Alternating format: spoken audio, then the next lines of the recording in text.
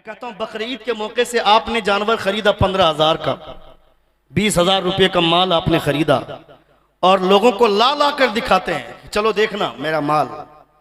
25,000 रुपये का, 30,000 रुपये का माल खरीदा और इमाम साहब आए, कुर्बानी करके चले गए, जाने लगे तो इमाम साहब मिलते हैं, साल गुजर गया अभी तक मुलाकात नहीं हुई, यानी 100 रुपया नजराना तक तुम्हारी जेब से नहीं निकला। क्यों? आप जानवर कुर्बानी कर रहे हैं, जानवर कुर्बान कर रहे हैं, इमाम साहब अपना कपड़ा क्यों खराब करेंगे भाई? ये तो जिम्मेदारी आपकी है ना। इमाम साहब का काम है 5 वक्ता नमाज की पाबंदी करना, नमाजें पढ़ाना, ये जिम्मेदारी आपकी है। लेकिन वो अगर आपके दरवाजे पर आ रहे हैं और कुर्बानी करके जा रहे हैं तो 500 रुपया आप मोहब्बत का नजराना दे देंगे तो इमाम का दिल खुश हो जाएगा। खुदा आपके इस इमाम के दिल का ख्याल रखने की वजह से खुदा आपको इससे खुश भी होगा और इस कुर्बानी को कबूल भी फरमाएगा। Dear audience and my lovely brothers of Islam, Assalamu alaikum wa rahmatullahi ta'ala wa barakatuh.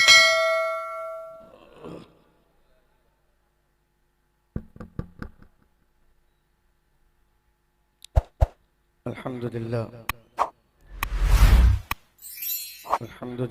Rabbil Alameen wal aqibatu lil muttaqeen wassalatu wassalamu ala sayyidil mursaleen وعلى آله وصحبه أجمعين أما بعد فأعوذ بالله من الشيطان الرجيم بسم الله الرحمن الرحيم وهزي إليك بجذع النخلة تساقط عليك رطبا جنيا فكلي واشربي وقري عينا فإما ترين من البشر أحدا آمنت بالله صدق الله العظيم وصدق رسوله النبي الأمين المتين الكريم ونحن على ذلك لمن الشاهدين والشاكرين والحمد لله رب العالمين। बावाज़ बुलंद दुरूद शरीफ का नजराना पेश करें। अल्लाहुम्मा सल्ली अला सय्यदिना शफीना हबीबिना व नबीना मौलाना मुहम्मदिन मुबारक वसल्लम सलातम व सलामन अलैका या रसूल अल्लाह सल्लल्लाहु तआला अलैहि वसल्लम। नबी और आले नबी पर एक मर्तबा और बावाज़ बुलंद दुरूद पाक अल्लाहुम्मा सल्ली अला सय्यदिना शफीना हबीबिना व नबीना मौलाना मुहम्मदिन मुबारक वसल्लम सलातम व सलामन अलैका या रसूल अल्लाह सल्लल्लाहु तआला अलैहि वसल्लम।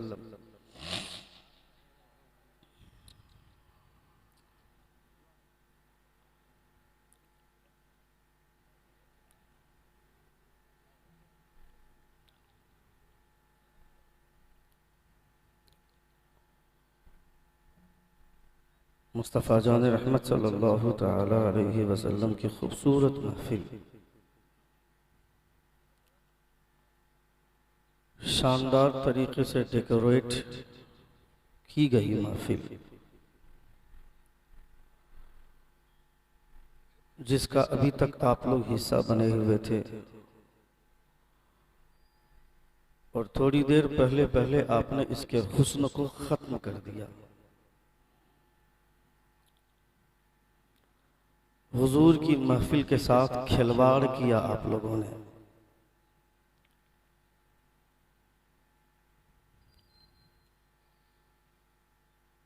ये मुस्तफ़ा की महफिल है। मुस्तफ़ा की महफिलों के साथ इस तरह खिलवाड़ अगर मुस्तफ़ा का कलमा पढ़ने वाले लोग करें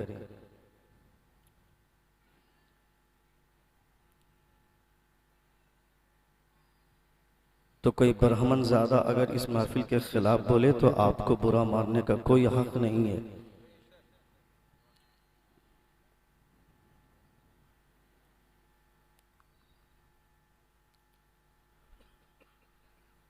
एक लम्हा पहले पहले ये महफिल इतनी खूबसूरत लग रही थी कि रश्क आ रहा था, और एक लम्हे के बाद आपने इसके निज़ाम को इतना दागदार कर दिया कि जब मेरा दिल इतना परेशान है तो मुस्तफ़ा कितने नाराज हो रहे होंगे इस महफिल के दागदार करने से।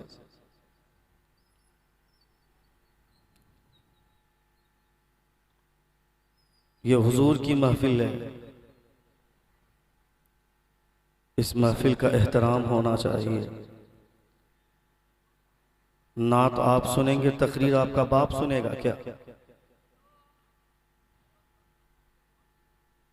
रात भर अजमत भागलपुरी शेर सुनाता रहेगा, पूछ दूंगा एक शेर तो नहीं बता पाओगे,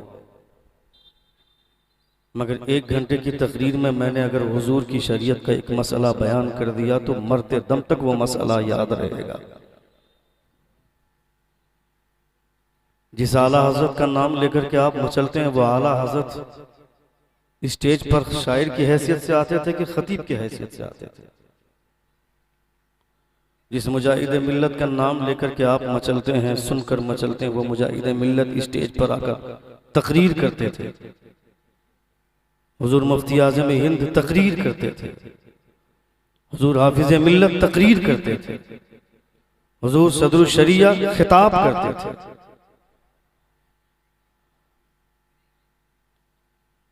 आज से 200 साल 300 साल पहले जिस तरह बादशाहों ने शायरी सुन सुनकर अपनी सल्तनतों को अपनी रखेल बना लिया था, और वो सारी की सारी सल्तनतें दूसरों के नाम हो गई। 1000 साल तक हिंदुस्तान में हुकूमत करने वाले मुगल सल्तनत के बादशाह, उनके हाथों से ऐसे ही सल्तनत नहीं छीनी गई। 50-50 लौंडियां रख करके मुजरा सुनने वाले लोगों के हाथ में हुकूमत रहती है क्या? सल्तनत रहती है। खुदा जिसको ताकत देता है उस ताकत का इस्तेमाल होना चाहिए। ये हुजूर की महफिल है। वीआईपी बन करके आके बैठेंगे, 4 आदमी उस कोने पे बैठा रहेगा, 5 आदमी उस कोने में बैठा रहेगा, 4 लोग पीछे रहेंगे। क्या है भाई? ये हुजूर की महफिल है। कोई अपने आप को वीआईपी ना समझे, ये तसव्वुर करे कि यहां अगर कोई सबसे बड़ा वीआईपी है तो वह मेरे मुस्तफा। जोर से बोले, जोर से बोले। कितने लोग इस बात को मानते हैं कि मुस्तफा सबसे बड़े वीआईपी हैं? खड़े हो जाओ।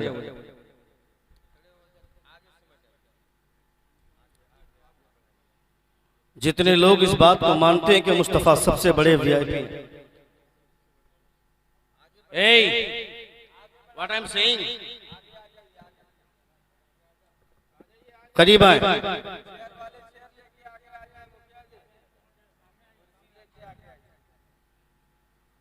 अभी बैठे नहीं, मैं बैठने के लिए नहीं बोला हूं, बैठने के लिए नहीं बोला हूं। मैं इस वक्त सबसे बड़ा हूं। मेरा बाप भी मेरे सामने होता तो मैं भी उससे बड़ा था उस वक्त, अपने बाप से भी बड़ा। जबकि मैं अपने बाप के कदमों की धूल की बराबरी नहीं कर सकता हूं, मगर इस वक्त मैं अपने बाप से भी बड़ा हूं, इसलिए कि मैं इस वक्त वो कर रहा हूं जो मुस्तफा कर रहे थे। आपका बैठे क्यों है? क्यों बैठे हुए हैं? Hello sir, what I am saying.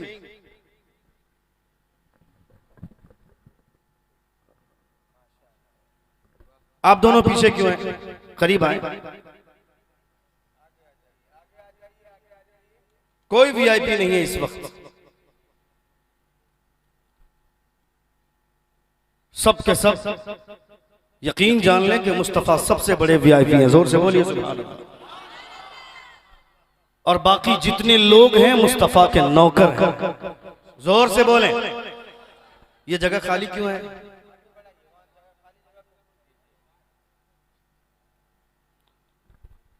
अब जितने लोगों को इस बात पर यकीन है कि हम मुस्तफा के नौकर हैं, वो बैठ जाए।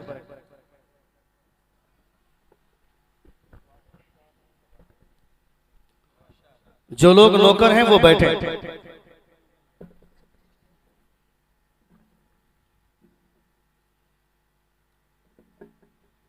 क्या बात है भाई साहब?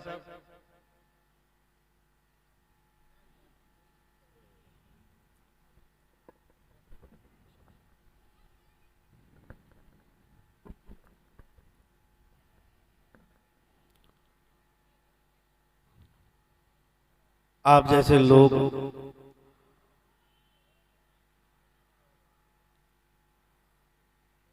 अल्हम्दुलिल्लाह बहुत अच्छे लोग हैं। अच्छे लोगों को ही मुस्तफ़ा अपनी महफिलों में बुलाते हैं।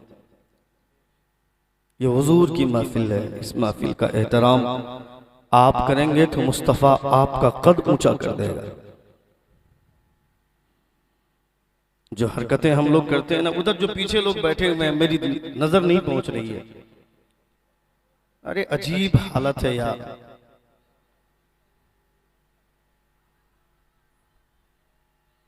वहां से सारे लोग उठे बराए मेहरबानी। अभी भी कुछ लोग बैठे हुए हैं, नहीं मेरी नजर जा रही है।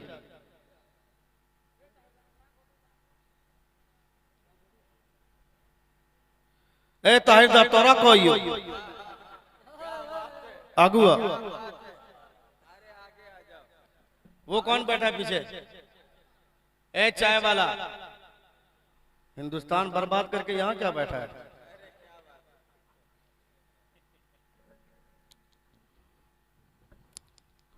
एक बार जोर से कहें या रसूल अल्लाह।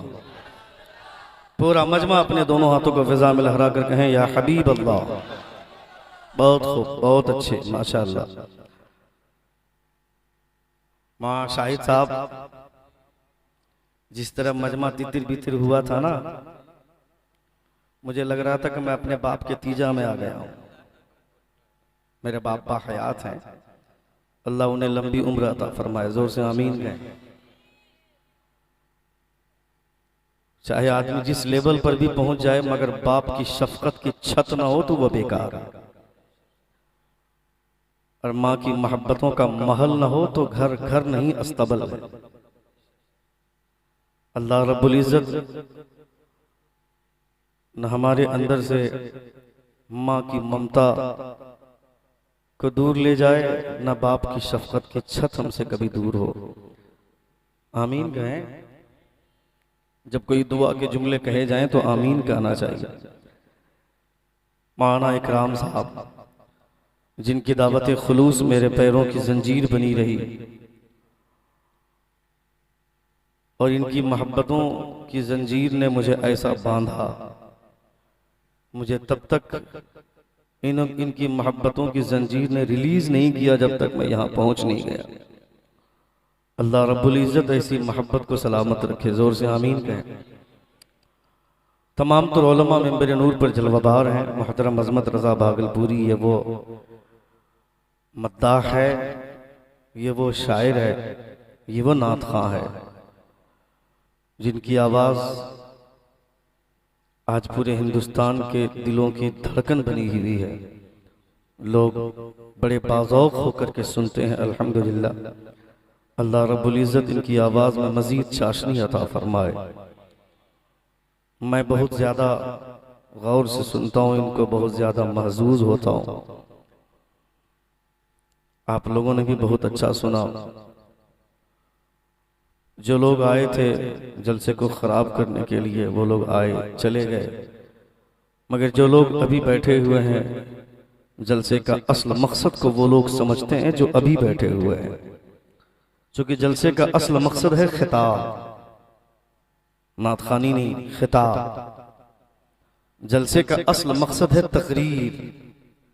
आज से 50 साल पहले, 100 साल पहले एक एक जलसे में 5-5, 6-6 खुतबा और मुकर्रिरीन होते थे, और 1 या 2 शायर सिर्फ 2-3 अशार के लिए बीच में होते थे।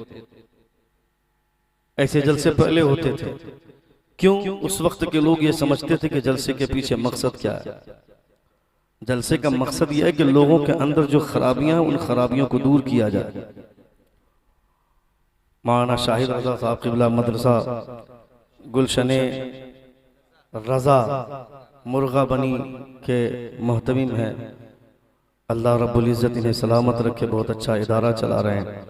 ज़बान बहुत साफ और शफ़ाफ, जो मुझे काफ़ी मुतासिर करती है। अल्लाह रब्बुल इज़्ज़त इनकी ज़बान में क़ुव्वते तलाक़त का जो मलका है, उसे मज़ीद बरकतों से नवाज़े खुदा। सदर जलसा हज़रत मौलाना रफ़ीक़ आलम साहब क़िबला मद्दज़िल्लहु नूरानी मिंबर नूर पर जलवाबार हैं। और दिगर तमाम तो उलमा मेंबर नूर पर तशरीफ़ फरमा है। मैं सबको तो नहीं जानता हूँ, मगर मेरा विजदान कहता है कि सब के सब मुझसे बेहतर हैं, मुझसे अच्छे हैं, अल्हम्दुलिल्लाह। मैं जो बोलने वाला हूँ ये पहले से जानते हैं, इन्हें मेरी तकरीर सुनने की कोई ज़रूरत नहीं है। मगर ये अगर बैठे हुए हैं तो इसका मतलब है कि सिर्फ और सिर्फ मकसद ये है कि मेरा हौसला बढ़े, मेरा हौसला बढ़ाने के लिए बैठे हैं। और आप बैठे हैं तो आपके बैठने के लिए मैं बैठा हूँ, ताकि आपको जो चीजें चाहिए वो चीजें मैं दे सकूं। हेलो भाई साहब, हेलो, व्हाट हैपेंड सर?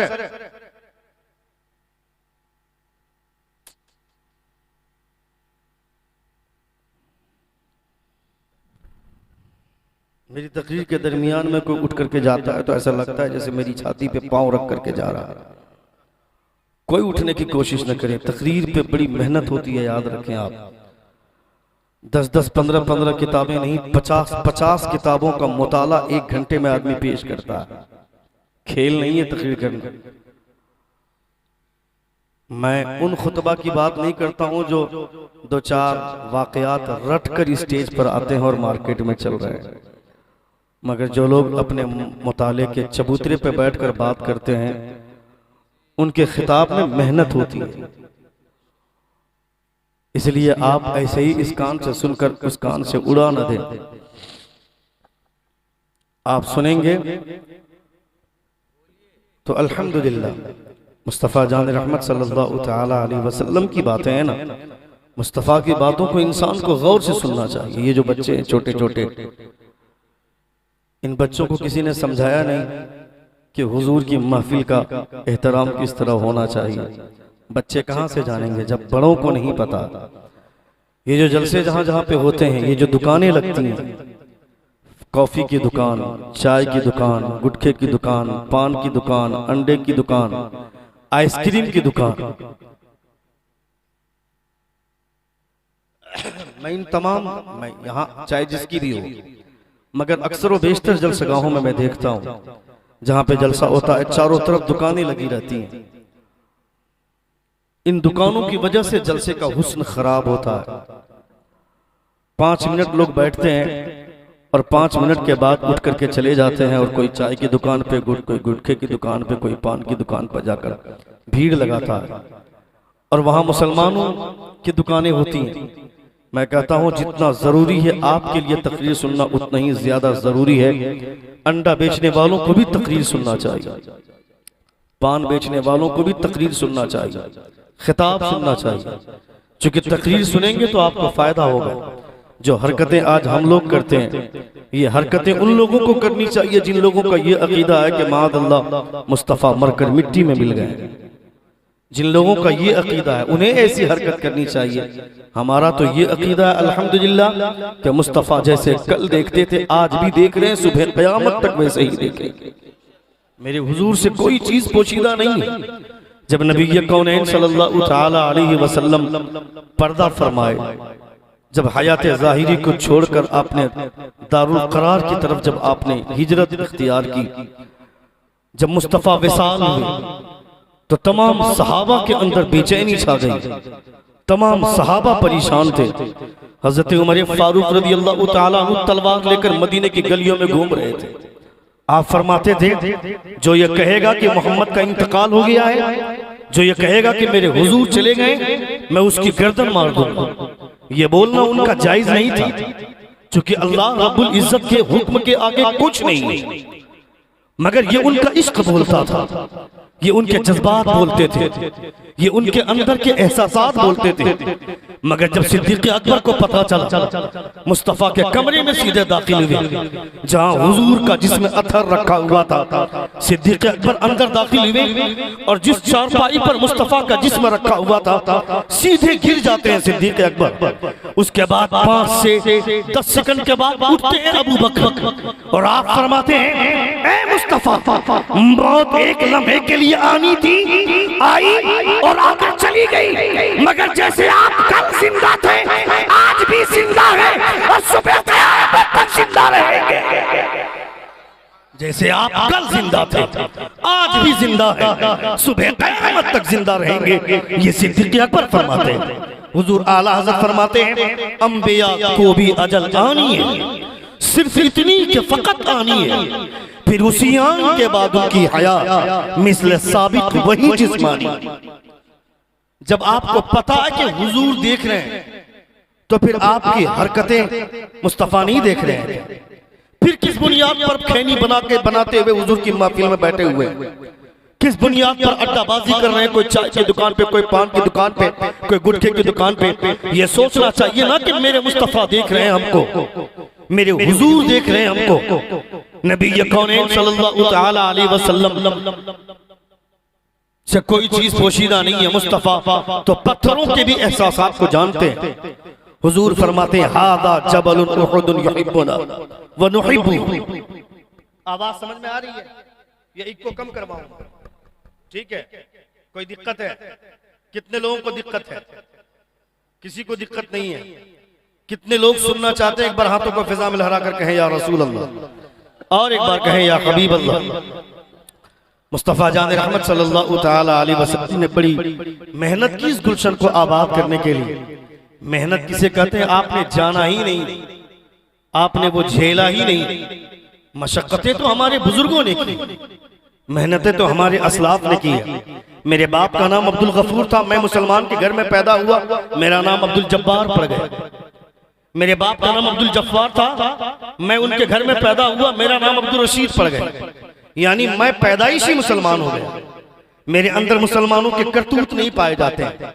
मेरा बच्चा खड़ा होकर पेशाब करे, मेरा बेटा शराब के अड्डे को गर्म करे, मेरा बेटा जुआ के बाजार को गर्म करे, मेरा बेटा चौराहे पर खड़ा होकर लौंडियां ताड़े, मेरा बेटा रात भर मुजरा देखे, नाच देखे, गंदी फिल्में देखकर अपने कान को गंदे गाने सुनकर और अपनी आंखों को गंदी फिल्में देख करके हमेशा के लिए वो तार करता है। हुजूर फरमाते हैं खबरदार मुसलमान अपनी आंखों की हिफाजत करे, इन्हीं आंखों से खुदा का तुम्हें कल कयामत के दिन खुदा का दीदार बेहतर होगा। जिन आंखों से खुदा को देखने वाले हो, इन आंखों से गंदी चीजें देखोगे तुम्हें शर्म नहीं आती है? हुजूर पर जिसको जो कुरान नाजिल हुआ है वो कुरान में अल्लाह फरमाता है वलक़द ज़रअना लिजहन्नम कसीरम मिनल जिन्नि वल इंस लहुम क़ुलूबुन ला यफ़क़हून बिहा व लहुम अ'युनुन ला युबसिरून बिहा व लहुम आज़ानुन ला यस्मऊन बिहा उलाइका कल अनआम। अल्लाह फरमाता है many human being and jinn we have created will go to the hell, they have hearts but they do not understand their with, they have eyes but they do not see their with, they have ears। थोड़ी सी आवाज ठीक कर दें, बहुत ज्यादा delay की जरूरत नहीं, आवाज साफ कर दें ताकि मुझे बोलने में अच्छा लगे। बोलो थोड़ी देर, बोले। कितने लोग सुनना चाहते हैं? जरा हाथ उठाकर कहें या रसूल अल्लाह, और एक बार कहें या हबीब अल्लाह। अल्लाह फरमाता है they have hearts but they do not understand therewith, they have ears but they do not hear therewith, they are like a cattle, वो लोग जानवर की तरह हैं। मैंने बहुत सारे जिन्नात और इंसान को इसलिए बनाया कि वो दोज़ख में जाए, उनके पास दिल है मगर इस दिल में जिसे बसाना चाहिए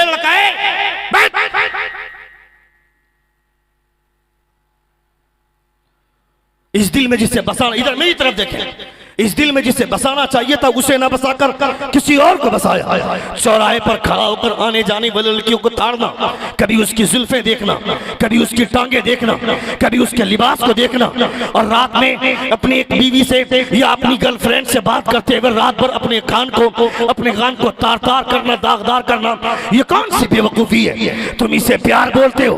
इसे प्यार नहीं बोलते, इसे आवारगी बोलते हैं, इसे बेहयाई बोलते हैं। किस लड़की से प्यार के चक्कर में अपनी जिंदगी बर्बाद करता है, अपनी जिंदगी दागदार करता है? जिसे तू प्यार बोलता है ये प्यार नहीं है। शादी से पहले प्यार का कोई कॉन्सेप्ट नहीं है, शादी के बाद प्यार का कॉन्सेप्ट है। शादी के बाद जो प्यार होता है, हुजूर गौसे आजम अपनी किताब में मुस्तफा के हवाले से फरमाते हैं कि हुजूर इरशाद फरमाते हैं शादी से पहले जो प्यार होता है उसमें शैतान का हाथ होता है, और शादी के बाद जो प्यार होता है उसमें रहमान का हाथ होता है। उसमें रहमान का हाथ होता है। तो मैं प्यार करना चाहिए तो शादी के बाद प्यार करना चाहिए। जो मेरी बीवी है, अपनी बीवी से अगर कोई प्यार करता है, अपनी बीवी को देखकर मुस्कुराता है और उसकी बीवी उसे देख करके मुस्कुराती है, हुजूर फरमाते हैं इन दोनों का मुस्कुराना देखकर खुदा भी मुस्कुरा देता है। जोर से बोले, जोर से बोले, जोर से बोले। खुदा भी मुस्कुरा देता है। कभी कभी इंसानों को अपने ज़मीर को झिझोड़ना चाहिए, इस बात का एहसास करना चाहिए। शॉर्टकट में जन्नत जाएंगे हम।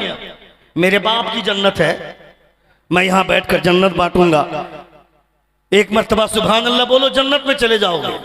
किसने कहा? जो मौलवी ये बोलता है वो खुद जन्नत में जाएगा कि नहीं, कोई गारंटी नहीं है। मैं यहां से बैठकर जन्नत बांटूंगा, मैं खुद जाऊंगा कि नहीं, कोई गारंटी नहीं है। फिर मैं किस मुंह से तुमको कहूंगा कि तुम जन्नत में जाना तुम्हारा तय है? ये किसने कह दिया? पीर साहब आ गए तो पीछे भागने लगे सब। पीर साहब आ गए, पीर साहब का तलवा चाटने लगे। वो पीर भी जन्नत में जाएगा कि नहीं, कोई गारंटी नहीं है। कयामत के दिन नबियों का हाल ये होगा कि सब थर थर कांपेंगे कि आज मेरा रब गजब में है। किसी को बोलने की इजाजत नहीं होगी। अगर बोलने का हक होगा तो सिर्फ आमना के लाल को होगा। जोर से, जोर से, जोर से। सिर्फ आमना के लाल को होगा। मुस्तफा को बोलने का हक होगा। मुस्तफा बोलेंगे, मगर किन के लिए? जिनका ईमान सलामत होगा। मुस्तफा फरमाते हैं किसी के अंदर राई के दाने के बराबर भी ईमान होगा, वो दोज़ख में जा चुका होगा। मैं उसे दोज़ख से निकाल कर जन्नत की सैर करवाऊंगा।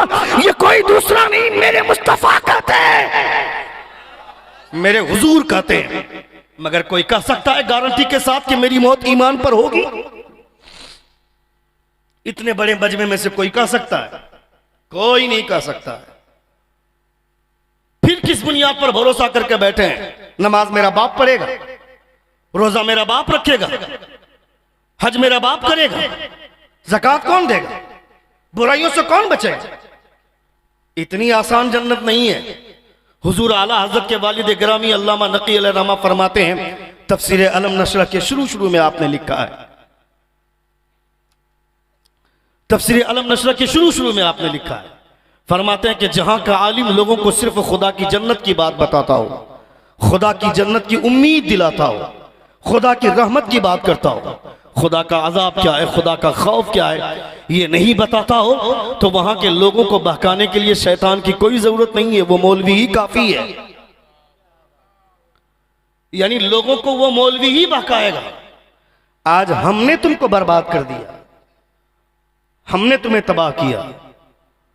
हमने इतना शॉर्टकट में जन्नत बांटा कि लोगों को लगा कि जन्नत अब बगैर मेहनत की मिल जाती है। मिशकात शरीफ की एक हदीस पाक पेश करूं मैं? कितने लोग सुनना चाहते हैं? खतीब को इनाम मत देना, गुनाह होगा, जुर्म है। शायर को इनाम देना, कयामत के दिन शायर लोग जन्नत में लेके जाएंगे।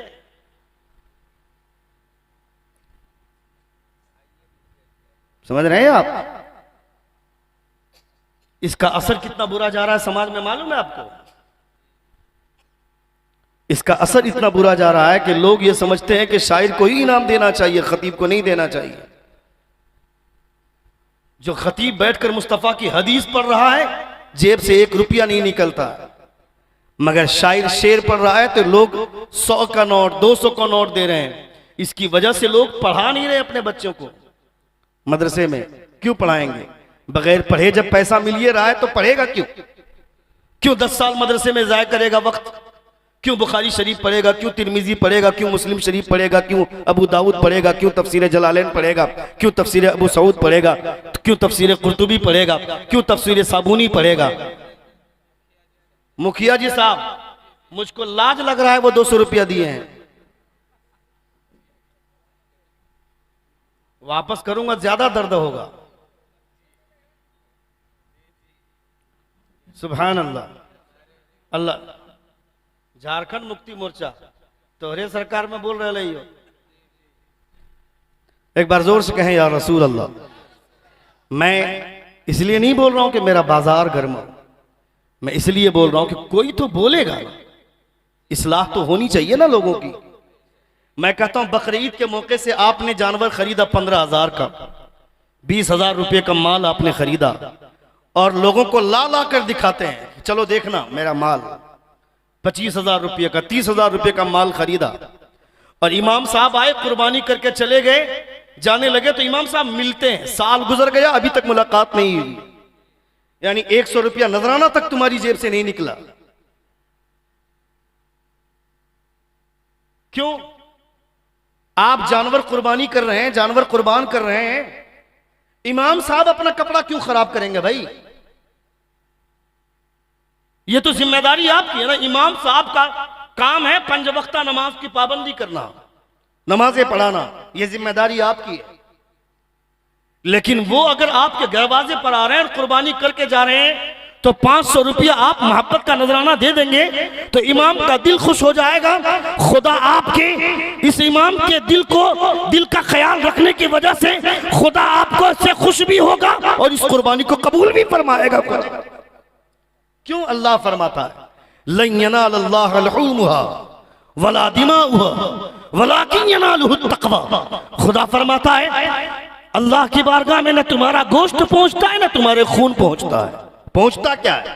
गोश्त 1 महीना तक सुखा सुखा कर तुम खाते हो, हड्डियां तुमने फेंक दी, उसकी आंतें जमीन में दफन कर दी, चमड़े बेच दिए, खून नालियों में बह गया, तो फिर खुदा की बारगाह में गया क्या? खून गया नहीं, गोश्त गया नहीं, हड्डी गई नहीं, आंतें गई नहीं, चमड़ा भी नहीं गया, तो फिर खुदा की बारगाह में क्या गया? कुछ नहीं गया। वो गया जो हमारे दिल की सफाई थी, वो गई। अल्लाह फरमाता वलाकिन यनालुहु तक़वा, किसका दिल जितना साफ है, किसके दिल के अंदर तकवे का कमाल है, खुदा की बारगाह में न गोश्त पहुंचता है न खून पहुंचता है, बल्कि मुसलमानों के दिलों के इरादे खुदा की तक पहुंचता करते हैं। मुसलमानों के दिलों के इरादे पहुंचा करते हैं। अब इमाम साहब बोलेंगे तो आपको लगेगा कि ये तो खाली सेटिंग करता रहता है, तो बोलेगा कौन? किसी को तो बोलना होगा ना, इस्लाह तो होनी चाहिए ना हमारे समाज की। ईद के मौके से घर आते हैं, ईद की नमाज पढ़ के, सुनिएगा, ए बेटा इत्मीनान से बैठो, ईद के मौके से घर आए नमाज पढ़ के, सबको हमने ईदी दे दिया, बेटा को दे दिया, बेटी को दे दिया, अपनी खाला को दे दिया, अपनी चाची को दे दिया, अपनी बहन को दे दिया, अपने भाई को दे दिया, मगर मुसाफा कर रहे थे इमाम साहब के साथ, किसी को यह तौफीक नहीं कि 50 रुपया दे करके मुसाफा करें। उन्होंने घर छोड़ा आपके लिए। वो चाहते तो अपने माँ बाप के साथ ईद वो भी मना सकते थे, मगर नहीं मनाया, आपकी जिम्मेदारी निभाई उन्होंने, मगर आपकी जेब से 100 रुपया नहीं निकला। अब प्रॉब्लम ये है ना कि मैं ये बोल रहा हूं तो लोगों को लगेगा कि मौलाना साहब को कोई बोल करके बैठाया होगा। अभी रामपुर हाट में एक तकरीर हुई थी मेरी, मौलाना शाहिद साहब, रामपुर हाट में मैंने इमाम की फजीलत पर तकरीर कर दी और आजकल के कुछ आवारा किस्म के सदर, सेक्रेटरी और खजांची के खिलाफ मैंने बात कर दी। कुछ लोग ऐसे होते हैं जो अपनी मर्जी के मुताबिक इमाम को इस्तेमाल करते हैं। यहां के लोगों का हाल मुझको नहीं मालूम, यहां कैसे लोग हैं मुझे नहीं पता, ये मत सोचिएगा कि मैं यहां के लिए बोल रहा हूं, मगर पूरे हिंदुस्तान की तारीख यही है।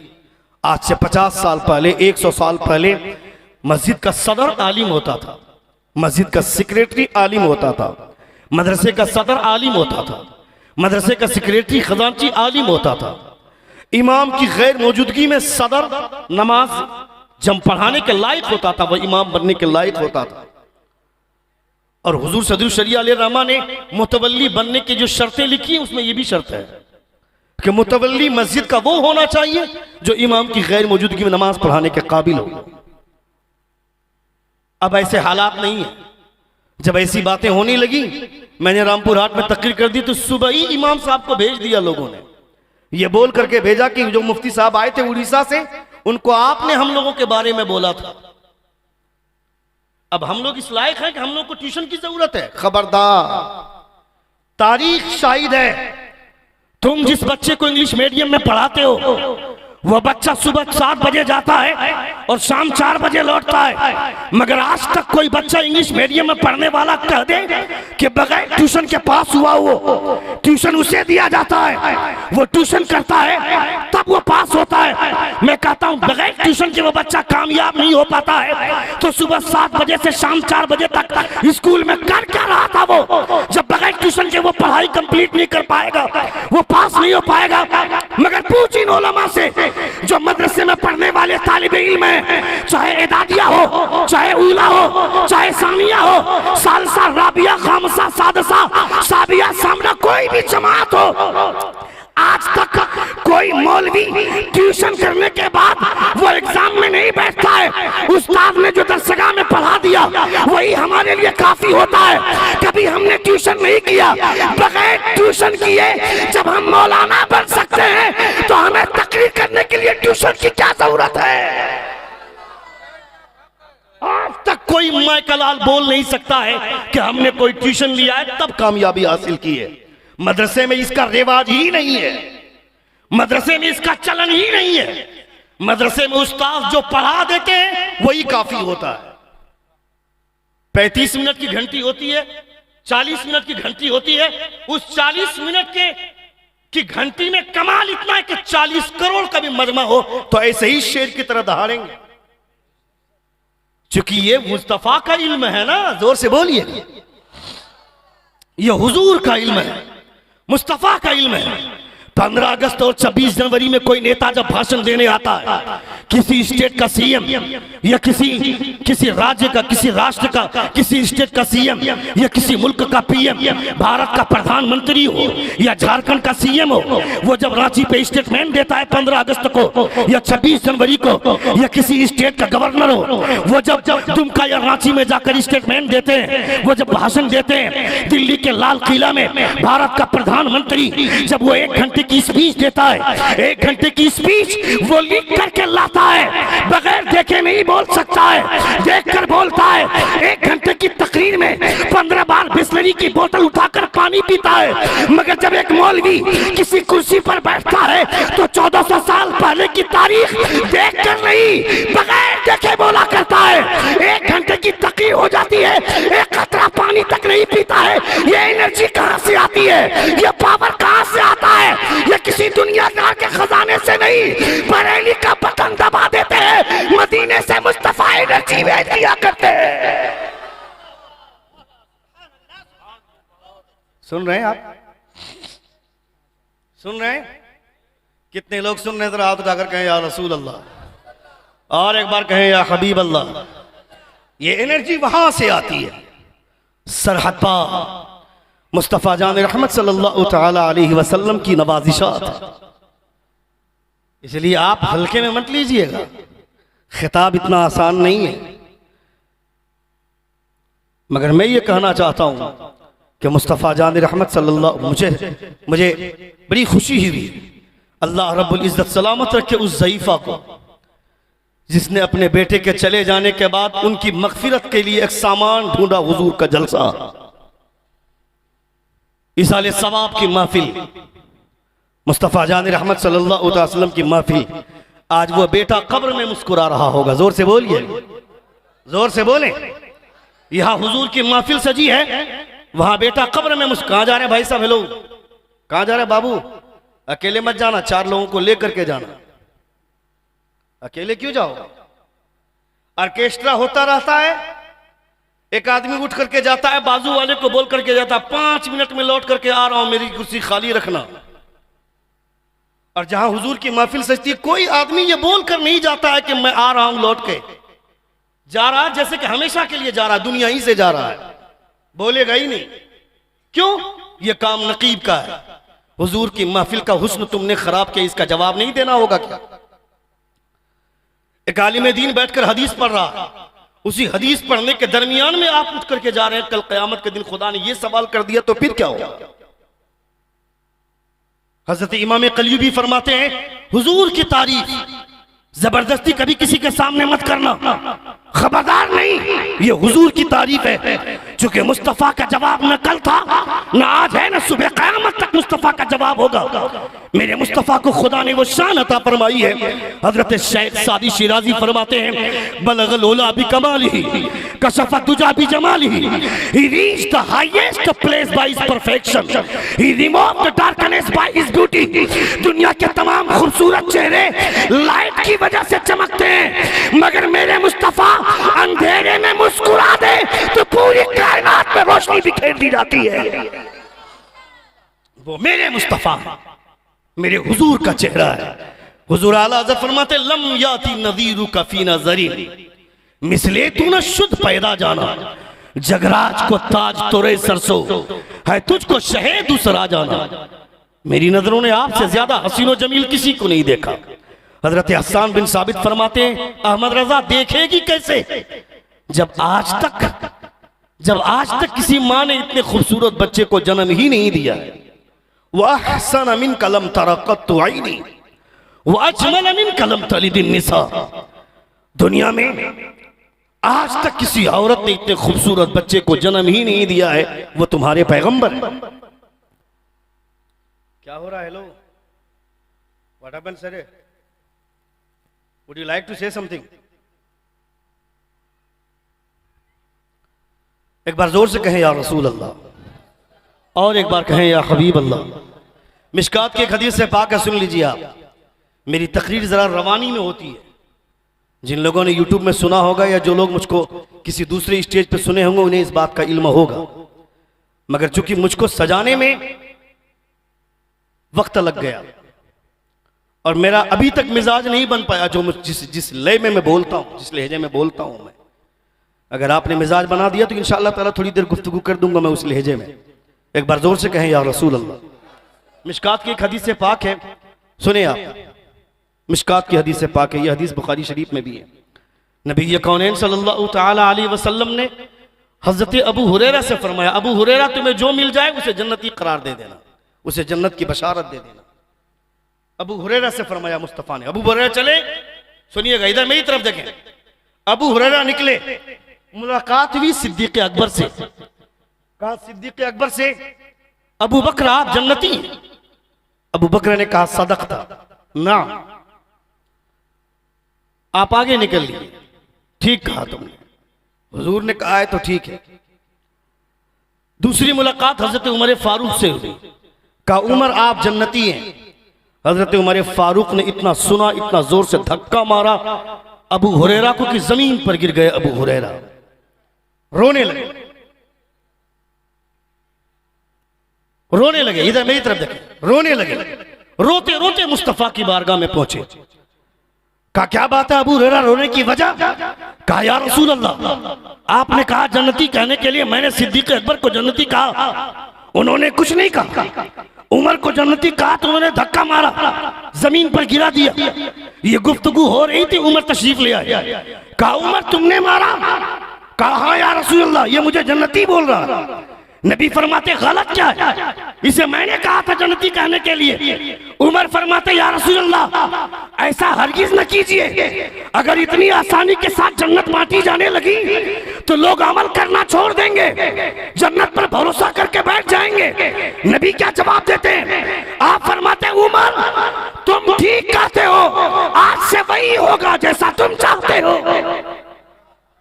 ये हुजूर फरमाते हैं। मिशकात की हदीस से पाक है, किसी को शक होगा तो ये हदीस खोलकर दिखाई जा सकती है। और हम यहां बैठकर जन्नत बांटते हैं, जन्नत चले जाओगे, जन्नत चले जाओगे। कौन जन्नत जाएगा? कलाव करके पेशाब पीने वाला। कौन जन्नत जाएगा? 24 घंटा जुबे के अड्डे पे बैठने वाला। कौन जन्नत जाएगा? जाकर शराब की भट्टियों का आबाद करने वाला जन्नत में जाएगा। गुनाह कर करके अपना दिल काला करने वाले लोग, सूद खा खाकर अपने अंदर हराम का खून दौड़ाने वाले लोग जन्नत में जाएंगे। इतनी आसान है क्या जन्नत? ये फजूल की बातें होती, ये तो अल्लाह रब्बुल इज्जत के राजी करने पर है। ये तो उम्मीद की बात है कि मेरा एक मर्तबा सुभान अल्लाह बोलना, अगर खुदा ने पसंद फरमा लिया तो मेरे लिए यही काफी है। हम रास्ता चल रहे हैं, रास्ता चलते हुए रास्ते में कांटा दिख जाए, उस कांटे को हटा देना, खुदा ने ये पसंद फरमा लिया तो मेरे लिए यही काफी है, हम जन्नत पे चले जाएंगे। मगर मैं बैठकर हुजूर की हदीस पढ़ रहा हूं और एक आदमी उठ करके उसी वक्त जा रहा है, ये जो हुजूर की हदीस की तौहीन हुई, खुदा ने इसे ना पसंद फरमा लिया तो फिर क्या होगा? ये कौन सोचेगा? अजान हो रही है, अजान हो रही है, हमारी गुफ्तगू जारी रनिंग में कंटिन्यू किए हुए हैं, मैं एक दूसरे से बात कर रहा हूं और मेरी गुफ्तगू तक नहीं थमती। अजान का एहतराम करने की बात तो दूर, अजान का जवाब देने की बात तो दूर, खामोश भी नहीं होते हैं। खुदा ने इसे नापसंद फरमा लिया तो फिर क्या होगा? एक पहलू पर क्यों देखते हैं, दोनों पहलू को क्यों नहीं देखते? हजरत बायजीद बुस्तामी रजी अल्लाह तआला अन्हु से किसी ने सवाल किया, किसी चरवाए ने, ए बायजीद, मेरी दाढ़ी के बाल, तेरी दाढ़ी के बाल अच्छे हैं या मेरे गधे की दुम का बाल अच्छा है? हजरत बायजीद बुस्तामी का जवाब सुनिए। हम लोगों से कोई ऐसा सवाल कर देगा तो इतना जन्नतेदार तमाचा मारेंगे कि चेहरे का नक्शा बदल जाएगा। हजरत बायजीद बुस्तामी फरमाते हैं कि अगर मेरी मौत ईमान पर न हुई तो तेरे गधे की दुम का बाल अच्छा है, और अगर मेरी मौत ईमान पर हुई तो मेरी दाढ़ी के बाल अच्छे हैं। ये हजरत बायजीद बुस्तामी फरमाते हैं। साहब कुछ तो होश करें, कुछ तो शर्म करें, कुछ तो लिहाज करें। मेरी बेटी कॉलेज में पढ़ती है, रात के सन्नाटे में मेरी बेटी अलग कमरे में सोती है, मेरा बेटा अलग कमरे में सोता है। कभी हमने झांक कर देखा मेरा बेटा अलग कमरे में सोकर पढ़ाई कर रहा है या किसी लड़की से बात कर रहा है, वीडियो कॉलिंग में बात कर रहा है, व्हाट्सएप में चैट कर रहा है? मेरी लड़की अलग कमरे में सोती है, कभी झांक कर देखा मेरी बेटी बात कर रही है, पढ़ाई कर रही है या किसी लड़के से बात कर रही है? कौन देखेगा? ये हमें देखने की जरूरत है। सुबह 10 बजे जाता है मेरा बेटा कॉलेज, मेरी बेटी अलग कॉलेज में पढ़ती है, मेरा बेटा अलग कॉलेज में पढ़ता है, दोनों सुबह 10 बजे जाते हैं, शाम के 4 बजे मेरी बेटी घर लौटती है। कभी कभी बाप को जाकर झांक कर देखना चाहिए, मेरी बेटी कॉलेज में पढ़ रही है या किसी रमेश या किसी गुप्ता या किसी दिगर आरएसएस के भड़ुओं के बाहों में बाहें डालकर वो जिंदगी के मजे ले रही है, कैंटीन के मजे ले रही है। तू सोचता है मेरी बेटी का निकाह होगा, धूमधाम से करवाएंगे, मगर तेरी सोच से पहले तेरी बेटी अग्नि के 7 फेरे का चक्कर लगाकर किसी आरएसएस भलवे के साथ बिया रचाकर अपनी जिंदगी बर्बाद कर रही है। ये कौन जानता है? इसलिए मैं कहना चाहता हूँ, तुमने जो अपनी बेटी के दिमाग में ये ख्वाब सजाया, बेटी डॉक्टर बनोगी, पैसा कमाओगी, इंजीनियर बनोगी, पैसा मिलेगा, प्रोफेसर बनोगी, पैसा मिलेगा, मैं कहता है बेवकूफ, ये बात बैठाने से पहले ये बात बैठा दे, मेरी बेटी डॉक्टर बनेगी, पैसा मिलेगा, इंजीनियर बनेगी, पैसा मिलेगा, प्रोफेसर बनेगी, पैसा मिलेगा, मगर इससे पहले फातिमा की कनीज बन जा, पैसा मिले ना मिले जन्नत में हिस्सा जरूर मिल जाएगा।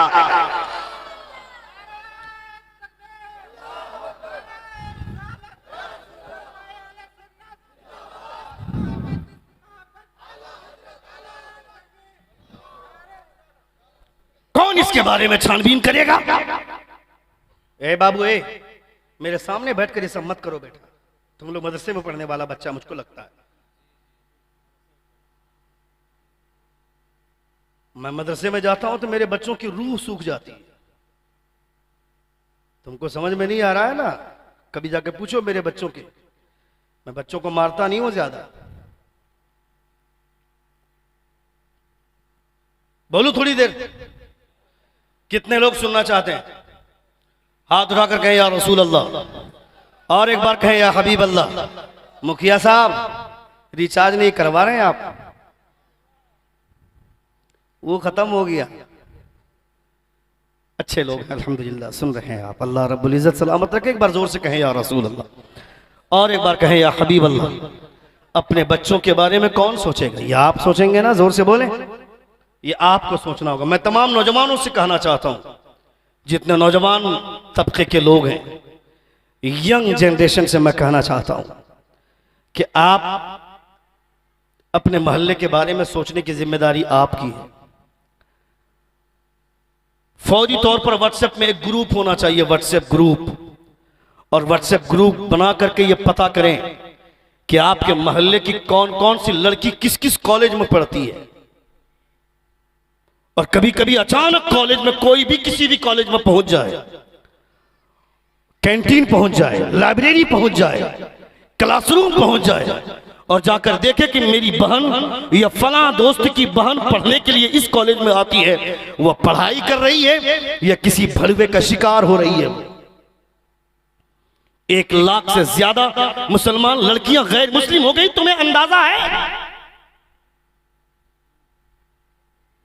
और इनमें से ज्यादातर नहीं, बल्कि अब तक यह रिपोर्ट नहीं आई कि कोई देहात की लड़की हो।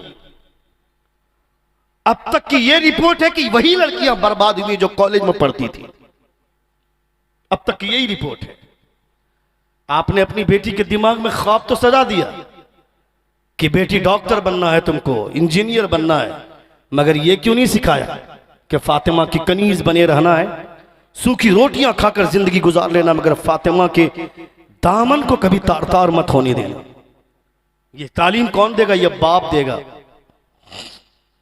मगर जो बाप खुद अपने दोस्तों के साथ चौराहे पर खड़ा होकर अड्डाबाजी करेगा, उसकी लड़की अपना दामन बचा पाएगी क्या? उसका बेटा अपना दामन बचा पाएगा क्या? यह सोचना भी मत। मेरी बेटी शादी में जाती है, पार्टी में जाती है, क्यों नकाब नहीं पहनती है वो? क्यों? अभी जितनी लड़कियां मैंने देखा यहां पे, औरतें जितनी लोग आई थी जलसे में, क्यों ये मेला है क्या? ये हुजूर की महफिल है ना, यह जलसा हो रहा है ना। जब जलसे में नकाब पहन के नहीं आती तो पार्टी में कहां से जाती होगी नकाब पहन के? शादी ब्याह में कैसे जाएगी नकाब पहन के? जो लड़की बन ठन कर घर से निकलती है अच्छा कपड़ा पहनकर, उसे यह शिकायत करने का कोई हक नहीं कि फला लड़का मुझे घूर रहा था। उसका मकसद ही यही होता है कि लोग मुझको देखें। अगर वो ये चाहती है कि मैं महफूज रहूं, मुझे कोई देखे नहीं, तो वह नकाब पहन के घर से निकलेगी, क्योंकि इज्जत, सलामती और वकार इसी हिजाब के अंदर है। अमेरिका में एक खातून, अमेरिका में एक लड़की डेली ऑफिस जा रही है, रोजाना ऑफिस जाती है, काम करती है। उसका बूढ़ा बाप उसके घर में है, उसकी बूढ़ी माँ बाप का इंतकाल हो चुका है। वो लड़की ईसाई, उसके बाप का इंतकाल हो चुका है, उसकी बूढ़ी माँ घर में है, उसके 2 छोटे छोटे भाई है। इन तीनों की किफालत की जिम्मेदारी वो ईसाई लड़की उठा रही है। रोजाना ऑफिस जाती है, जॉब करती है, मगर जिस रास्ते से ऑफिस जाती है, चौराहे पर रोजाना 5 लौंडे खड़े रहते हैं और रोजाना उस लड़की को छेड़ते हैं, रोजाना उसके साथ फ्लर्ट करते हैं, गलत सलत कमेंट उस पर पास करते हैं। वो लड़की परेशान हो गई। उसके पड़ोस में एक लड़की फातिमा नाम की, जो उसकी सहेली है, उससे आकर बोलती है, मैं परेशान हूँ, मैं क्या करूँ? मैं अगर ऑफिस ना जाऊँ मेरी माँ को कौन खिलाएगा? मैं अपने भाई का पेट कैसे भर सकती हूँ? मेरे लिए मजबूरी है ऑफिस जाना, वरना मुझको जितना परेशान करते हैं ये आवारा लड़के, मेरी हिम्मत जवाब देती है, मैं कैसे जाऊँ ऑफिस? वो लड़की बोलती है, क्या चाहती है तू? कहती है कि मैं ऑफिस छोड़ देना चाहती हूँ। वो फातिमा नाम की लड़की बोलती है, ऑफिस मत छोड़, मैं तुझे एक लिबास देती हूँ, इसे पहन ले। उसने अपना हिजाब दे दिया, उसने अपना बुर्का दे दिया, कहा इसे पहनकर आज ऑफिस जाओ। वो लड़की चली गई ऑफिस।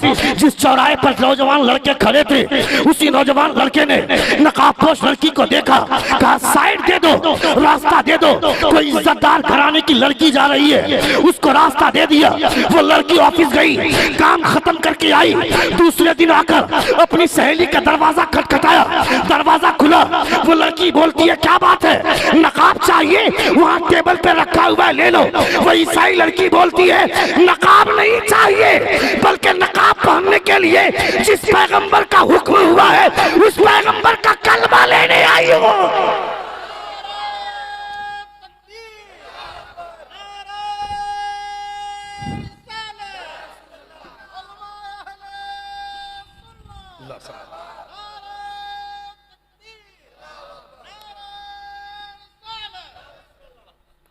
नकाब नहीं चाहिए, कल नकाब लेने आई थी, मगर आज नकाब नहीं, नकाब का हुक्म देने वाले पैगंबर का कलमा लेने आई।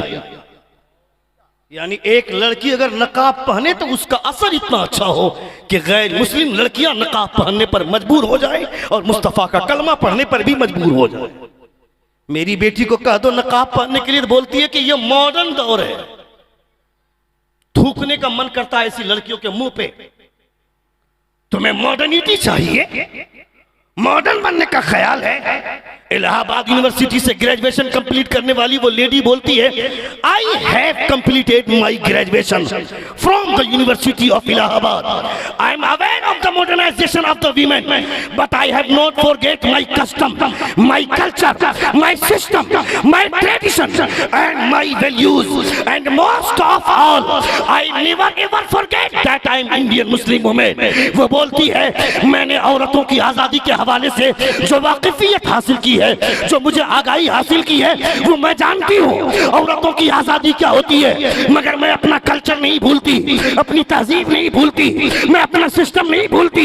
औरत मॉडर्न होने के नाम पर चाहे जितना भी मॉडर्न हो जाए, वो औरत दुनिया के लोगों के लिए आजादी के नाम पर अपनी ख्वाहिशात नफसानी मिटाने का जरिया तो समझ सकते हैं लोग, उसे अपनी लज्जत का सामान तो लोग समझ सकते हैं, मगर इज्जत आज भी उसी लड़की की होती है जिनकी आंखों में हया होती है, जिनके अंदर शर्म होती है, जिनके अंदर गैरत होती है। और हयादारी का मुकम्मल नमूना देखना है तो किसी और को मत देखो, मुस्तफा की बेटी फातिमा के कैरेक्टर को देख, फातिमा के कैरेक्टर को देख। हयादारी किसे बोलते हैं, कैरेक्टर की सफाई किसे बोलते हैं, देख फातिमा को, जिनके जुल्फों को कभी सूरज ने नहीं देखा। हजरत ज़ैनब रज़ियल्लाहु ताला अन्हा असीराने करबला की फौज थी। हजरत ज़ैनब रज़ियल्लाहु ताला अन्हा के सर से दुपट्टा छीन लिया गया तो अपनी जुल्फों को अपने चेहरे पर डाल लेती है कि कहीं इन यजीदी फितनों की निगाह मेरे चेहरे पर न पड़े। इसे कहते हैं इस्लामी घराने की खवातीन। बोलती है मॉडर्न दौर है। बाप जब बोलता है नकाब पहनने के लिए तो आवारा लड़कियां बोलती हैं कि अब्बू जान दिल अच्छा तो सब कुछ अच्छा, लिबास पहन के क्या होगा।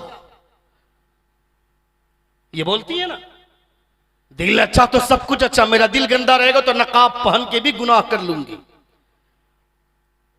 दिल अगर अच्छा नहीं रहा तो नकाब पहन कर भी गुनाह कर लूंगी, अगर दिल अच्छा रहा तो जींस और टी शर्ट पहन कर भी रहूंगी तो अपनी इज्जत को बचा लूंगी।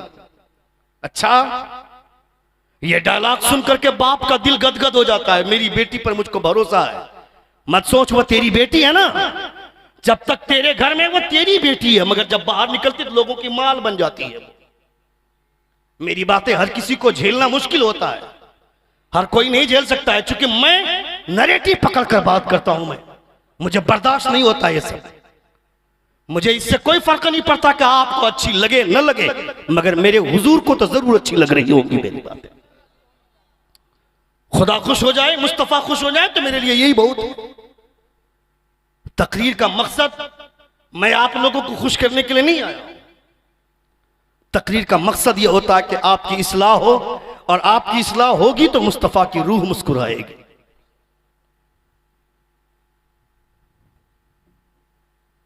बोलूं और 5 मिनट? कितने लोग सुनना चाहते हैं? अल्लाह रब्बुल इज्जत सलामत रखे।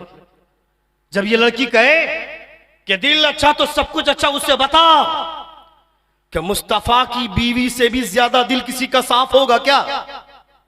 जोर से बोले, मुस्तफा की बीवियों से भी ज्यादा किसी का दिल साफ होगा क्या?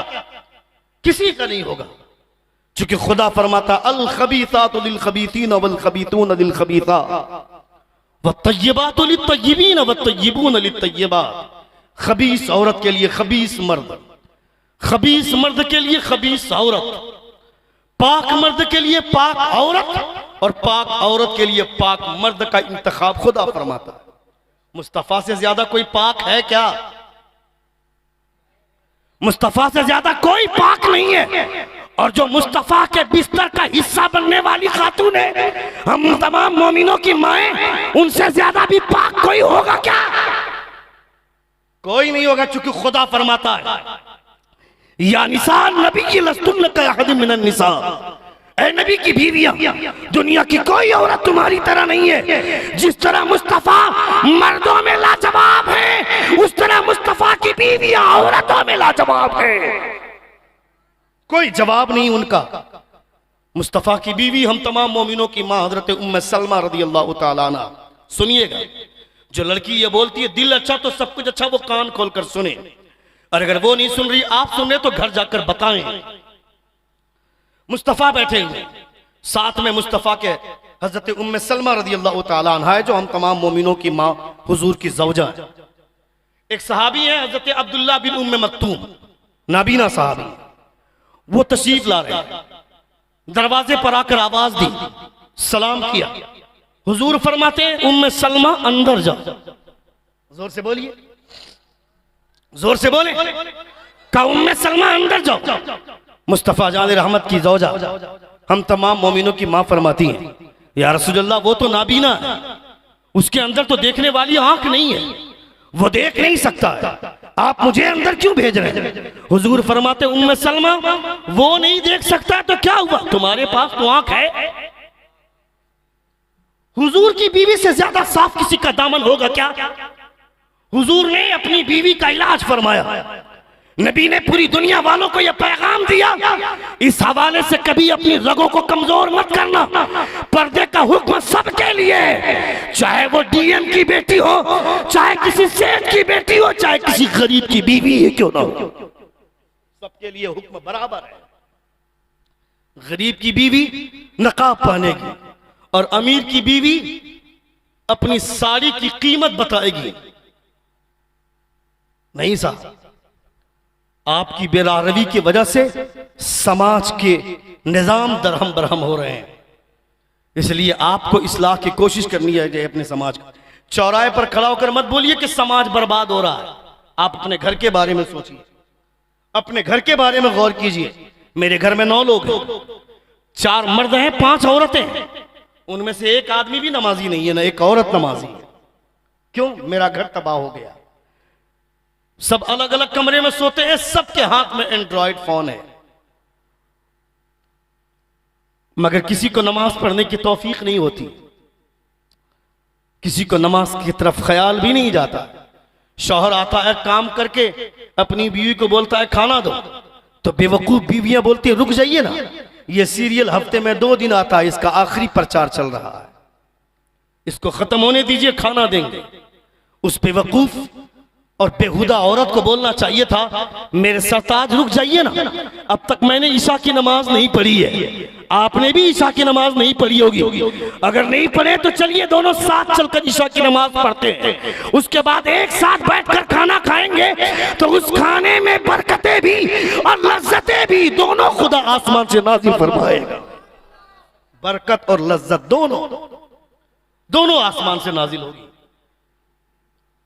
1 घंटे की तकरीर हो गई।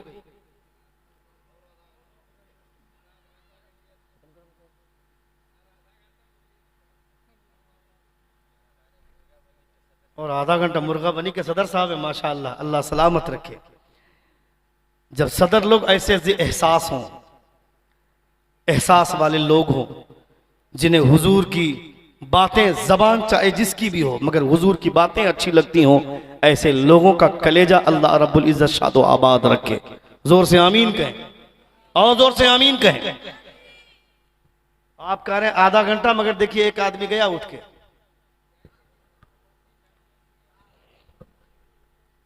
किसको किसको जाना है? नारा तकरीर के टाइम में नहीं लगाना चाहिए क्या? जो तुम लोग जब प्लान करके उठता तक कि तुम उधर से उठना, हम इधर से उठेंगे, जो मैचिंग करके जो नारा लगाता था, अजमत ही थकता है, खाली हम नहीं थकते हैं। कहां गया अजमत? है कहां गया? शायद लोगों को इनाम नहीं देना चाहिए ना क्या? तुम जो एकदम चुपचाप सब इनाम लेकर के बैठा हुआ, 1 रुपया भी नहीं दे रहा इधर। एक बार जोर से कहें या रसूल अल्लाह, और एक बार कहें या हबीब अल्लाह। मैं कभी कभी वो पता नहीं आज यहाँ पता नहीं क्यों मेरे जबान से 2-4 जुमले तफरीह तबक के तौर पर निकल गए, वरना मैं इस हवाले से बहुत हसास हूँ। मैं मेरे रसूल का बहुत ख्याल करता हूँ मैं, चूँकि मुझे पता है हुजूर की महफिल और ये मेरे रसूल, इसकी हुर्मत बाकी रहनी चाहिए, इसे कॉमेडी में तब्दील नहीं करनी चाहिए। मुझे इस चीज़ का ख्याल रहता है, और मैं अक्सर ऐसे खतीबों के खिलाफ बोलता हूँ जो हुजूर की महफिल में आकर के अड्डाबाजी करते हैं, आकर के कॉमेडी का अड्डा बना देते हैं। इससे परहेज करना चाहिए। एक तो मुकर्रिर निकला ने कौन बाबा, झारखंडी बाबा ने क्या है। लोग इतने बदजौक हो गए कि उसको बुला करके लोग सुनते हैं। जहां के लोगों का जौक खराब होगा वहां के लोग ऐसे ही लोगों को बुलाएंगे जो खौफे खुदा दिल से खींच कर निकाल देता है। साहब ये हुजूर की महफिल है। जब तक कुरान की तिलावत नहीं हुई थी ये स्टेज था, मगर जैसे ही कुरान की तिलावत हो गई ये अब मेंबर रसूल बन गया। जब हंसना ही था तो बुखारी शरीफ पढ़ करके हंसाएंगे लोगों को, तिरमिजी पढ़कर हंसाएंगे, तफसीर जलालैन पढ़कर हंसाएंगे, या फिर जो लोग इन किताबों को पढ़कर हंसाते हैं इसका मतलब है कि उन्होंने समझा नहीं या फिर पढ़ा ही नहीं। कुरान में खुदा फरमाता फल यदहकू कलीला वल यबकू कतीरा, हंसो कम रो ज्यादा। जो यहां ज्यादा हंसेगा कयामत में रोएगा, जो यहां ज्यादा रोएगा कयामत के दिन मुस्कुराएगा। और ऐसा मुस्कुराएगा, ऐसा मुस्कुराएगा कि हुजूर आला हज़रत फरमाते हैं पेशे हक मुजदा शफाअत का सुनाते जाएंगे, आप रोते जाएंगे, हमको हंसाते जाएंगे। आप रोते जाएंगे, हमको हंसाते जाएंगे। यहां ज्यादा हंसने की आदत मत डालो। जब हंसना ही होगा तो फिर किसी मौलवी को बुला करके क्यों हंसेंगे। साहब कपिल शर्मा का शो काफी है मेरे लिए। किसी शेख चिल्ली का प्रोग्राम सुन करके हंस लेंगे। जब किसी आलिम को बुला करके हंसेंगे तो फिर हमें हंसना जेब नहीं देता। कोई आलिम आए तो खुदा के खौफ में रोने वाले कलमात होने चाहिए। खशियत इलाही क्या होती है उसके नमूने हमारे सामने होने चाहिए। मोहब्बत क्या होती है तुमने जाना ही नहीं। मोहब्बत का दस्तूर क्या होता है। मैं गया अभी 2-3 महीना पहले उम्रा करने के लिए। मुबारक हुसैन मुबारक साहब थे, मैं था। मुस्तफ़ा जान रहमत सल्लल्लाहु अलैहि वसल्लम जिस रात में हिजरत की रात गुजारी थी मुस्तफ़ा ने, जबल सौर में, जहां पे कबूतर ने अंडे दिए थे, मकड़ियों ने जाला बुना था, उस गार में जाकर अल्हम्दुलिल्लाह नमाज पढ़े। उस पहाड़ पर चढ़े तो 3.5 घंटे लगे पहाड़ पर चढ़ने में, अकेले। यानी हर आदमी अपना अपना चल रहा है। जवानी की हालत में आदमी उस पहाड़ पर चढ़ रहा है, 3.5 घंटे लग रहे हैं, हर 10 मिनट पर रुक जा रहे हैं। ये इरादा कर रहे हैं कि अब आधा घंटा तक चढ़ेंगे तब रुकेंगे, मगर 10 मिनट में हालत खराब हो रही है। अपने आप को लेकर के उठ रहे हैं तो ये हाल है। मगर मुस्तफ़ा जब उस पहाड़ पर चढ़ रहे थे, सिद्दीक़ अकबर साथ में थे।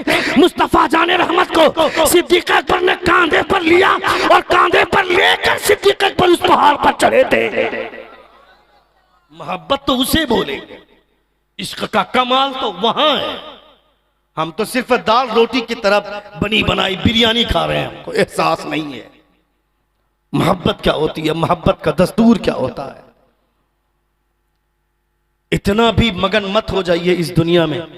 आपको पता है अभी जो जिस नौजवान लड़के के इसाले सवाब के लिए महफिल सजी है, किसी ने सोचा था कि उसका इंतकाल हो जाएगा? किसी को पता था कि इतनी जल्दी इस हादसे के शिकार होकर वो हमारे बीच में नहीं रहेंगे? जब रोज हम हादसा देख रहे हैं कि जिंदगी का कोई भरोसा नहीं है, तो फिर किस बुनियाद पर भरोसा करके बैठे हुए हैं कि मेरे ऊपर बुढ़ापा आएगा तभी मरेंगे? ये किसने सोच लिया? ये किसने बता दिया हमको? ये कॉन्सेप्ट हमारे दिमाग में जो सेट हुआ ये गलत है। इसलिए आज, और हुजूर क्या फरमाते हैं, कोई जवान अगर नमाज पढ़ता है और कोई बूढ़ा आदमी अगर नमाज पढ़ता है तो जवान की नमाज और बूढ़े की नमाज का फर्क यह है कि बूढ़े की नमाज से 70 गुना ज्यादा सवाब खुदा जवानों की नमाज को देता है। कहिएगा क्यों? बूढ़ा आदमी तकलीफ में सजदा कर रहा है, कमर की हड्डियां जवाब दे रही, फिर भी रुकू कर रहा है, फिर भी सजदा कर रहा है, उसके सवाब तो ज्यादा मिलने चाहिए। मगर जवान को सवाब ज्यादा मिल रहा है, तो उसका जवाब हमारे उलमा ने यह दिया है कि जब कोई बूढ़ा आदमी नमाज पढ़ता है, लोग बोलते हैं पूरी जिंदगी गुनाह किया, अब एक पांव कब्र में चला गया तो अब नमाज नहीं पढ़ेगा तो क्या करेगा, अब तो नमाज पढ़ना ही होगा। मगर जब कोई जवान आदमी नमाज पढ़ता है तो उसका बड़ा भाई सोचता है कि मेरा भाई नमाज पढ़ता है, मुझे भी पढ़ना चाहिए। उसका छोटा भाई सोचता है मेरा बड़ा भाई नमाज पढ़ता है, मुझे मुझे भी पढ़ना चाहिए। क्या मतलब, जब कोई बूढ़ा पढ़ता है तो अकेला पढ़ता है, मगर जब कोई नमाज जवान पढ़ता है तो उस जवान की नमाज के बरकत से उसके ऊपर का तबका और नीचे का तबका दोनों नमाजी बन जाया करता।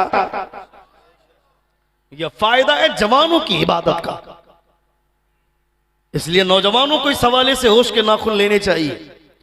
बहुत खेल लिए फ्री फायर, देखना ड्रामा देखना, शाम के वक्त में मेरे घर के चबूतरे में बैठ लेगा अपने अपने घर के दरवाजे पर और जाकर के 4 लौंडे आपस में बैठ करके फ्री फायर खेल रहे हैं। उसको बर्बाद कौन कर रहा है? उसका बाप, उसकी मां।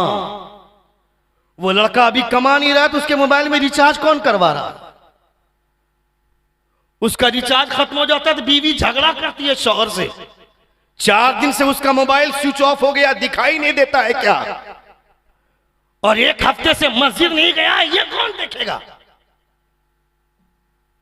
मोबाइल में रिचार्ज नहीं हुआ तो इसकी फिक्र है, मगर वो कभी मस्जिद नहीं जाता, इसके बारे में कौन सोचेगा? अपने बच्चों के हवाले से सोचना चाहिए ना।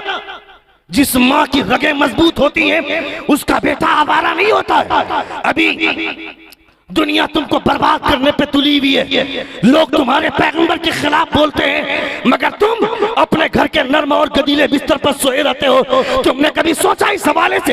अभी तुमने देखा नहीं, अभी 1 साल पहले बीजेपी नेताओं का बिस्तर गर्म करने वाली वो नुपुर शर्मा नाम की एक लौंडी, नुपुर शर्मा नाम की एक रंडी, जिसने हुजूर की शान में गुस्ताखी की थी, जगह जगह पे उसके खिलाफ एहतजाजी जुलूस निकले थे, हर जगह से लोगों ने जुलूस निकला था, हर जगह जुलूस निकला, मगर जो जुलूस रांची पे निकला है, रांची की सड़कों के जुलूस को दुनिया याद रखेगी, तारीख याद रखेगी। रांची में जुलूस निकला है आरएसएस के भरवो जो पुलिस की वर्दी में है, इनके बंदूक से गोली चली, मुदस्सिर नाम के एक लड़के के सर पे गोली लगी, वो लड़का तो दुनिया से चला गया, मगर मैंने उसकी माँ का वीडियो देखा, उसकी माँ सीना ठोक कर बोलती है इस्लाम जिंदाबाद था, इस्लाम जिंदाबाद है और क़यामत तक इस्लाम जिंदाबाद रहेगा।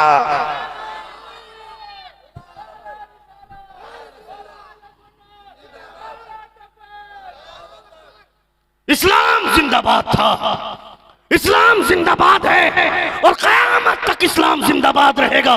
मेरा बेटा मरा है तो अपने लिए नहीं, मुस्तफा की मोहब्बत में मरा है। मेरे समाज में ऐसा नौजवान और मेरे समाज में अगर कोई खातून ऐसी मिलती है तो उसे सैल्यूट करने का मन करता है, जिसका कलेजा मुस्तफा के नाम पर कुर्बान हो जाए। अल्लाह हम तमामों की इस्लाह फरमाए।